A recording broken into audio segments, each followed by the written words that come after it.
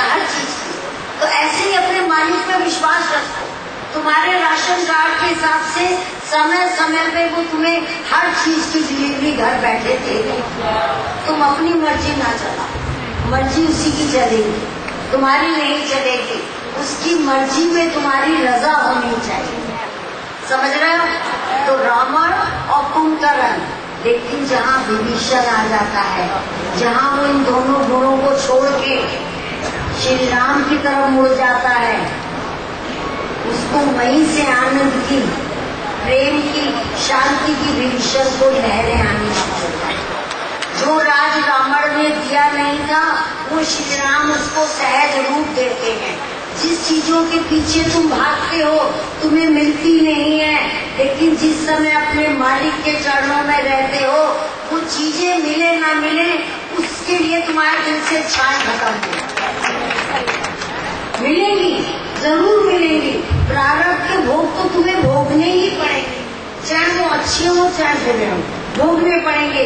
तो रावण कुंभकर्ण मेघनाथ वो जब की बातें त्रेता की थी, लेकिन आज भी तीन गुणों के रूप में हमारे अंदर मौजूद हैं। तमोगुण की तरह, रजोगुण की तरह, सतोगुण की तरह ये तीनों हैं।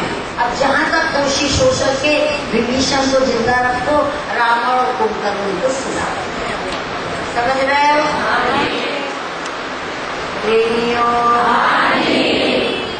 तुम ये कहोगे तीन गुण रहते कहाँ हैं? ये तीनों गुण जो है ना हाथ में है, ना पैर में है, ना आंखों में है, ना कान में है। ये वही मेरे मन के अंदर जो अंतःकरण की एक व्यक्ति मन है, मन के अंदर तीनों गुण रहते हैं। समझ रहे हो? तीनों गुण मन के अंदर है। अपना थर्मोमीटर स्वयं देखा करो, चेक किया करो कि मेरे अंदर कौन सा गुण ज्यादा है। समझ रहे हो? तो मन के अंदर ये तीनों गुण रहते हैं। हमारा तो यही कहना है कि मन को जंगल का शेर नहीं बनाना चाहिए। समझ रहे हो?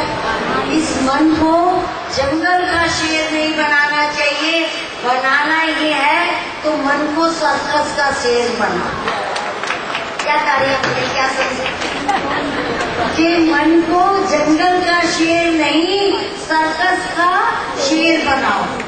क्या फर्क है दोनों में? जंगल का शेर जो होता है वो बिल्कुल मनमुखी लफंड होता है, जहाँ इंसान दिखा जो उसको खाना हुआ कर लिया, कोई उसके लिए रूल नीति धर्म मर्यादा कुछ भी नहीं है, डर नहीं है, किसी का भय नहीं है। जंगल का शेर फटाफट घूम रहा है, जो मिला मारा खाया अपना। लेकिन सर्कस का शेर तो वो जो रिंग मास्टर होता है, ठीक है ना, रिंग मास्टर की के इशारे पे किस तरीके से सबका मन बहला देता है। सर्कस बहलाता है ना, कैसे एक के ऊपर एक सीढ़ियों में बचपन में देखते थे शेर खड़े हुए, उन्हें फिर छड़ी घंटा सा मारा, फिर वो दूसरे रिंग में से चले गए।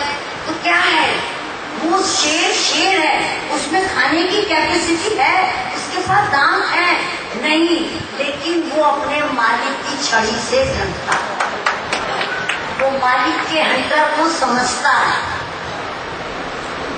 सर्कस का शेर इसी प्रकार अपने मन को अपने कंट्रोल में रखो। सर्कस का शेर मतलब ही यही है कि मन को कंट्रोल में रखना चाहिए। मन दुखा नहीं कि मन में जो बात आई करी, नहीं तो रोने बैठ गया, दुखी हो गया, हमारे से ज्यादा तो कोई दुखी नहीं है, मैं ये चाहता हूँ मिलता तो ये नहीं है, क्या करूँ।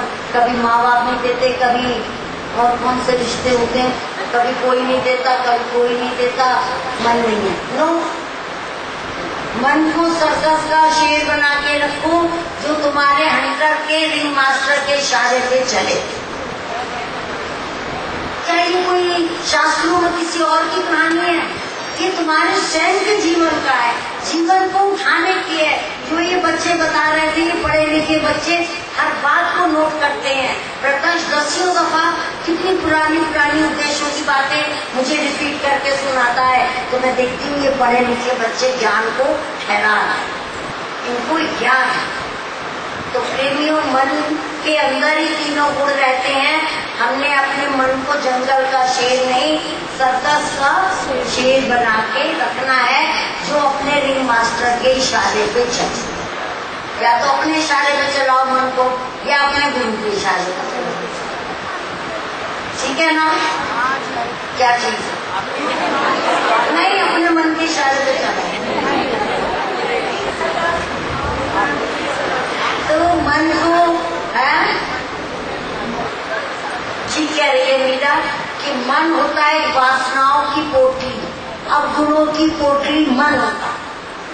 मन जो है अवगुण भरे हुए हैं, वासनाएं भरी हुई हैं, उसको मन कहते हैं। लेकिन जिस मन में औरों के प्रति परोपकार हो, जिस मन में परमानंद का आनंद का अनुभव हो, जिस मन में प्रभु का प्रेम का रस घुला हुआ हो, वो मन मन नहीं, हृदय बनता। हृदय, अपने मन को हृदय बनाए।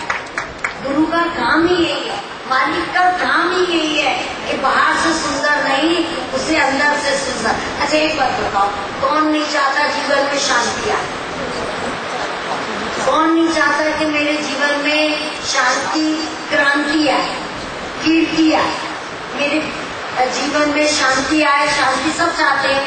गुरु यही तो करता है कि अपने ज्ञान की दवा पिला के जीवन में शांति, क्रांति और कीर्ति को लाके खड़ा कर। कर्मों में हमें यही करना है, सुधार लाना है। हम रामायण की कई, भागवत की कहानियां नहीं सुनाते, वो उस समय में हो गई।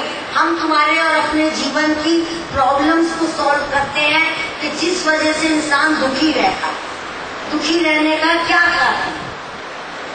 तो शांति हर एक को चाहिए और क्रांति, चेहरे की क्रांति अच्छी रहे। जब अच्छे गुण होते हैं, जब अच्छा सदोगुण होता है तो स्वाभाविक हंसी है, और नहीं तो तमोगुण। क्या बात है, मुंह बताओ है कुछ तो बात है, कह देना कुछ है तो कुछ, सारा मुंह बता रहे थे। नो, सतोगुण में ये रहता है कि चलो जो कुछ है वो प्रॉब्लम सॉल्व कर लेंगे, पर मैं तो जरा हंसता रहूं, इतना गुस्सा या इतना गुण मेरे ऊपर तमोगुण ना चढ़ जाए कि मेरे मुंह की ब्यूटी खत्म हो जाए। क्योंकि हंसता हुआ मुंह तो हर एक को अच्छा लगता है। किसको बुरा लगता है हंसता हुआ? नहीं लगता। तो प्रेमियों, ज्यादा उपदेश आज ना करके हम सिर्फ यही कहेंगे कि तीनों गुण जो तुम्हारे मन के अंदर रहते हैं, वो मन के अवगुण कैसे हटेंगे कि जब तुम नित्य प्रति किसी सदे लेकर संग करो, किसी गाइड को ऐसा अपने संग रखोगे जो सब चीज जानता होगा, तुम्हें आसानी से घुमा के साधे में ले आए। तो अपने गुणों को, अवगुणों को, सबको सुधारने के लिए, अपने मन को सुंदर बनाने के लिए, बुद्धि में ज्ञान का प्रकाश लाने के लिए एक सदैव में संत का संग करना जरूरी होता है। और वो संत का संग ही सत्संग कहलाता है।